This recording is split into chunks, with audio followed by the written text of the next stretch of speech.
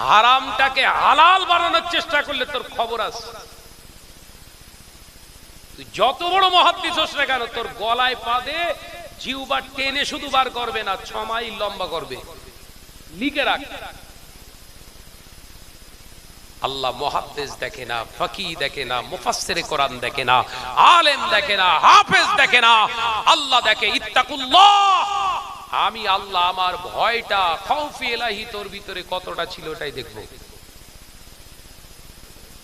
তুই কোন বংশের, কে, তোর চামড়া কেমন, দেখতে কেমন, তোর যৌবন কেমন, তোর হাইট কেমন, ফিগার কেমন, আমি আল্লাহ কিচ্ছু কৈফিয়ত দেব না।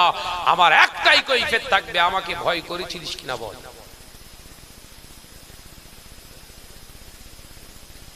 গাজওয়ারি চলবে? এই কথা বলছেন না কেন? সব টেনশনে পড়ে আছেন নাকি? বলেন দিন। তাকবীর দেন, নারে তাকবীর।